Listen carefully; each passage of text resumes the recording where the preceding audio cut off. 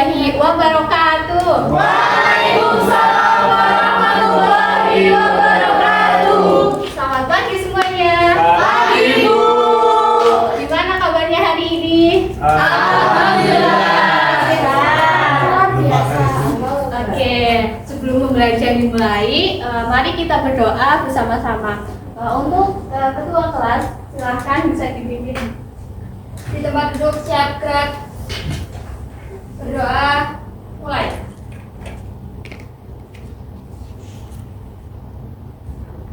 Berdoa selesai. Oke, terima kasih. Hari ini berangkat semua? Tidak. Ada yang tidak berangkat ini. Kenapa? Aduh, tidak tahu ini. Sekarang ibu absen ya? Siap. Ya, Bu.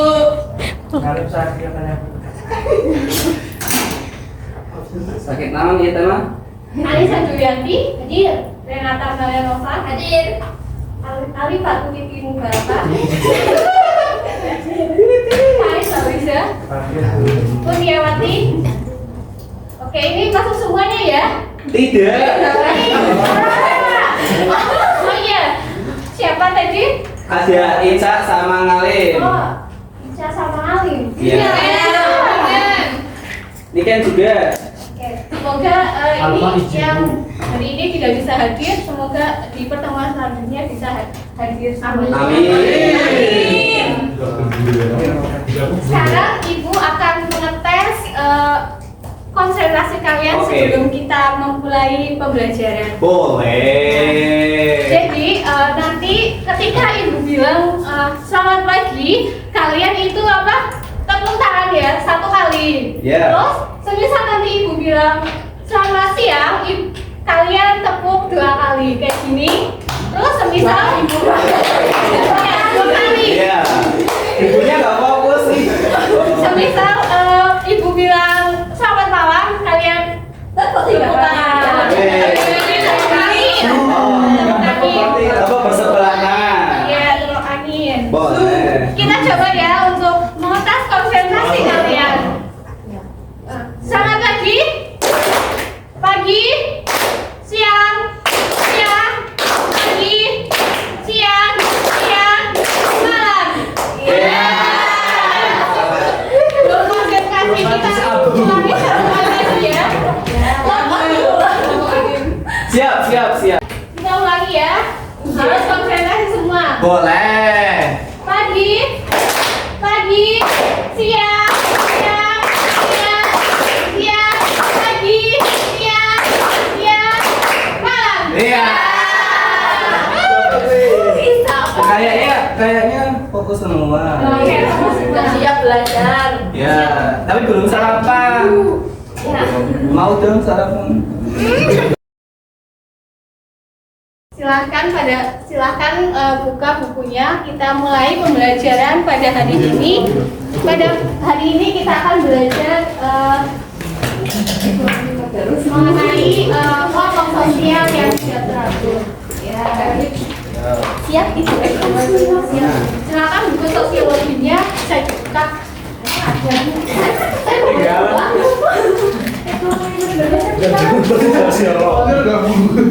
Saya lupa buku.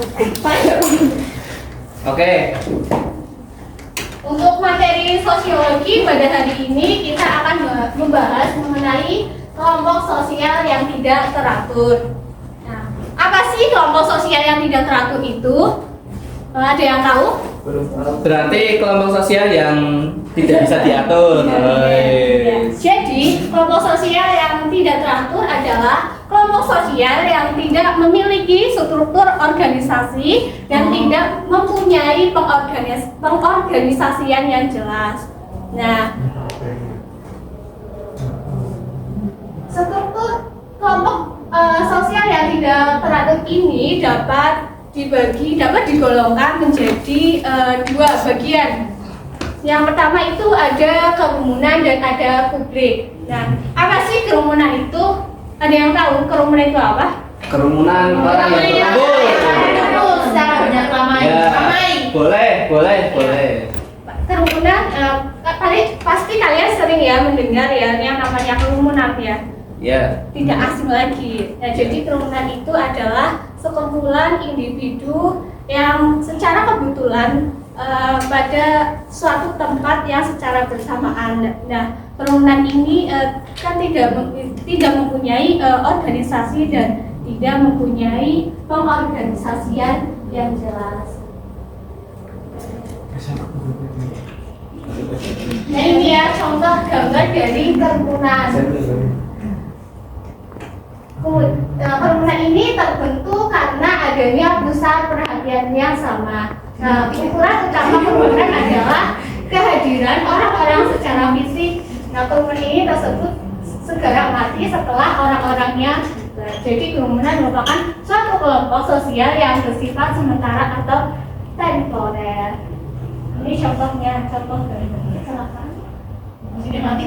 Kalau gini Bu, berarti kalau misal ada satu kelas yang dimana kelas tersebut mengadakan satu kegiatan belajar mengajar, apakah itu bisa disebut sebagai satu kerumunan? Iya. Iya, berarti Kan ini kan semisal satu kelas. Iya. Nah, ini disebut sebagai kerumunan. Kenapa? Karena ini terbentuk dalam sekumpulan orang yang berada pada suatu tempat dan mereka itu berhubungan secara terpakai. Tidak. tapi kan ini sosial yang teratur Bu. Dan nanti ada pembahasan mengenai kerumunan juga. Oh, oke, siap. Terima kasih Bu. Kemudian ini ada ciri-ciri kerumunan, yaitu yang pertama tidak saling mengenal satu sama lain karena saking Ramainya. ya saking ramainya, saking banyaknya orang, maka kita itu tidak saling mengenal. Kemudian ada pusat perhatian, adanya pusat perhatian. Jadi kita itu hanya fokus pada tujuannya itu saja. Semisal ketika kita menonton bioskop, nah menonton ya, semisal kita datang ke bioskop, kita menonton film, nah kita itu tujuannya hanya tujuannya itu hanya menonton film. Nah, kerumunan ini tidak terorganisasi dan juga tidak memiliki organisasi yang jelas. Terus interaksinya itu bersifat spontan, secara terduga-duga, maksudnya secara langsung, tidak terduga ya. Terus identitas sosial seseorang biasanya tenggelam dalam suatu kerumunan. Nah, yang terakhir kumpulan secara fisik tanpa ikatan batin. Kemudian ada bentuk-bentuk kerumunan. Nah, bentuk-bentuk kerumunan ini dapat dibagi menjadi 3, yaitu ada kerumunan yang berartikulasi dengan struktur sosial, terus ada kerumunan yang bersifat sementara, dan ada kerumunan yang berlawanan dengan norma hukum sosial. Nah, yang pertama kita akan membahas mengenai kerumunan yang berartikulasi dengan struktur sosial, yaitu ada formal audience dan plain expressive group. Nah, formal audience adalah kerumunan yang mempunyai pusat perhatian dan tujuan yang sama, namun berkomunikasi secara pasif atau satu arah. Nah, jadi kerumunan formal audience ini mempunyai tujuan yang sama dan pusat perhatian yang sama, tapi bersifat pasif. Kok bisa seperti itu kan? Ya karena memang kerumunan ini ya ada karena kita misalkan seperti gambar ini contohnya, kita melakukan sholat berjamaah, kita melakukan kerumunan seperti ini, tapi bersifat pasif, yaitu kita tidak saling tegur menyapa, tidak saling berdiskusi dan lainnya. Jadi kerumunan ini bersifat pasif. Kemudian ada plain expressive group. Nah, plain expressive group ini kerumunan yang perhatiannya tidak penting tetapi tujuannya sama. Jadi kerumunan ini memiliki tujuan yang sama, terus tujuan dan kepuasan yang sama, tapi tidak mementingkan pusat perhatian. Contohnya seperti ini. Terus ada lagi contohnya seperti rekreasi, misalkan rekreasi. Nah itu di mana pusat perhatian dan tujuannya itu sama, yaitu untuk refreshing, untuk hiburan. Tapi di sana kita tidak mementingkan pusat perhatian. Jadi semisal kita itu kayak ketika kita di wahana, semisal kita di wahana waterboom, nah itu mesti kita ada yang di waterboomnya tinggi, ada yang di waterboomnya biasa-biasa saja, ada yang di kolam arung jeram dan lain-lain. Nah itu tidak mementingkan pusat perhatian, tapi tujuannya sama dan pusat dan mempunyai kepuasannya sama, yaitu untuk refreshing, untuk hiburan. Kemudian yang kedua yaitu ada kerumunan yang bersifat sementara. Nah di sini ada inconventional aggregation, ada panic crowd dan spectator crowd. Inconventional aggregation yaitu perkumpulan orang-orang yang ingin menggunakan fasilitas yang sama. Jadi inconventional aggregation ini kerumunan yang sifatnya itu sangat sementara, karena kerumunan ini menggunakan fasilitas yang sangat sementara. Contohnya ketika kita mengantri di sebuah SPBU, mengantri di toilet dan lain-lain. Dari yang ini disebut dengan kerumunan inconventional aggregation. Kemudian ada panic crowd. Panic crowd ini kerumunan orang yang sedang dalam keadaan panik, yaitu orang-orang yang bersama-sama berusaha menyelamatkan diri dari suatu bahaya. Nah, sudah jelas ya, dari kata panik saja pasti kalian sudah bisa mendefinisikan dari kerumunan panik itu seperti apa, bisa menggambarkan panik itu seperti apa. Contohnya kayak kerumunan ketika ada gempa bumi, ada bom dan lain-lain. Nah itu bisa menimbulkan kerumunan. Nah kan ketika seperti itu kita akan berkumpul dan menimbulkan kerumunan. Kemudian ada spectator crowd, yaitu kerumunan yang penontonnya terjadi karena melihat suatu kejadian tertentu. Nah kerumunan ini contohnya seperti ketika kita melihat kecelakaan, terus nah itu kan kerumunan yang terjadi karena melihat suatu kejadian. Terus ada contohnya lagi ketika kita di jalan, waktu kita 17 Agustus kan kita sering melihat lomba-lomba di pinggir jalan dan lain-lain seperti itu. Kemudian selanjutnya ada kerumunan yang berlawanan dengan norma hukum, yaitu ada dua, acting mode dan immoral code. Nah acting mode ini adalah kerumunan yang bertindak emosional bertujuan untuk mencapai suatu tujuan tertentu dengan menggunakan kekuatan fisik yang berlawanan dengan norma-norma yang berlaku di masyarakat. Nah, jadi kerumunan ini menggunakan kekuatan fisik. Semisal ketika ada maling, ada pencuri, nah itu kan mesti sama warga misalkan dikeroyok. Nah itu termasuk menggunakan kekuatan fisik. Nah seharusnya yang benar adalah dibawa ke pihak yang berwajib, ya contohnya ke polisi. Nah seperti itu. Kemudian ada immoral code, yaitu kerumunan yang melakukan aksi pengusakan atau dalam bentuk aksi kenakalan remaja lainnya. Contohnya adalah orang yang sedang mabuk. Contoh lain adalah semisal siapa yang waktu SMA itu ketika lulusan bajunya dicoret-coret, cium masuk ke itu termasuk dalam kerumunan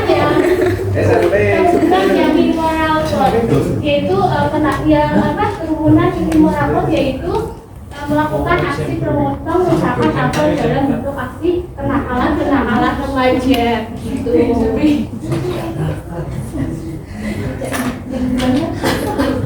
Kemudian Kemudian selanjutnya ada publik. Nah, publik ini berbeda dengan kerumunan ya. Nah, publik ini adalah sekumpulan orang yang terkumpul secara alamiah dan mempunyai tujuan atau kepentingan yang sama. Nah, meskipun mempunyai kepentingan yang sama, anggota yang tergabung dalam publik tidaklah mengikat satu sama lain. Komunikasi publik biasanya berlangsung melalui perantara media massa, sehingga anggota kelompok publik tidak mesti bertemu dan berkumpul secara fisik. Nah, contohnya seperti gambar tersebut. Ini gambar apa kita menonton? Iya. Terus contoh lain ketika kita melalui media massa, yaitu ketika kita mendengar informasi lewat radio. Kemudian ada ciri-ciri. Nah, ciri-ciri dari publik yang pertama ada kemungkinan tidak terbentuk di tempat yang sama. Nah, ya kan karena seperti gambar yang tadi ibu tayangkan, yang di sebelahnya, nah itu kan tidak terbentuk di tempat yang sama. Kan penonton televisinya itu berbeda-beda. Terus terbentuk karena adanya perhatian yang sama, tidak adanya interaksi secara terus-menerus, tidak adanya kesadaran kelompok, dan yang terakhir kehadiran hanya untuk sementara. Pastinya sulit diketahui keanekaragaman massa tampak dari diferensiasi status sosial, cara hidup, pendidikan, kerumunan, pekerjaan, dan agama. Contohnya massa yang berkumpul untuk berdemo memprotes kebijakan pemerintah. Contoh lain, ketika kita upacara bendera, nah itu termasuk kerumunan yang sengaja dikumpulkan di suatu umum. Dan partikularisme ini kemungkinan besar memiliki sebuah konflik karena mementingkan kelompok sendiri daripada kepentingan umum dan publik. Nah, sehingga menimbulkan kecemburuan sosial. Kemudian ada eksklusivisme. Nah, eksklusivisme menurut Kamus Besar Bahasa Indonesia adalah paham yang mengutamakan kecenderungan untuk memisahkan diri dari masyarakat. Nah, ini mempunyai ciri-ciri, yaitu mengutamakan kepentingan pribadi, dan kecenderungan ini memisahkan diri dengan sikap khusus yang disepakati dalam kelompok sosial. Mungkin ini materi yang Ibu paparkan pada pagi hari ini. Udah ada yang belum jelas, silakan bisa ditanyakan.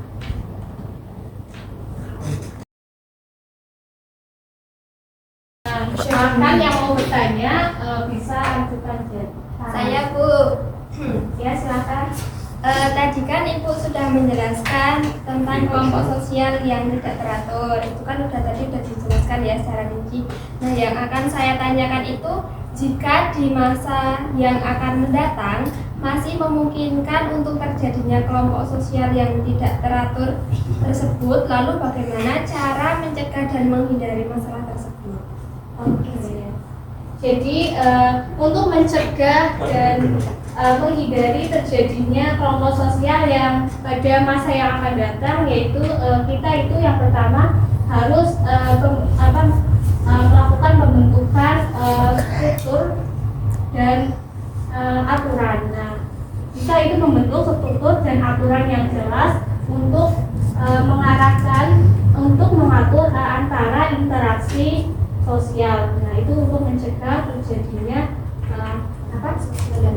sosial yang tidak teratur. Kemudian ada peningkatan kesadaran anggota. Nah, jadi kita itu mendorong bagaimana anggota itu untuk berperan aktif kepada kewajiban ibunya sendiri. Begitu Mbak Renata. Ya, terima kasih ya Bu. Mungkin untuk pembelajaran siang hari ini kita cukupkan ya. Ibu akhiri. Wassalamualaikum warahmatullahi wabarakatuh. Waalaikumsalam warahmatullahi wabarakatuh.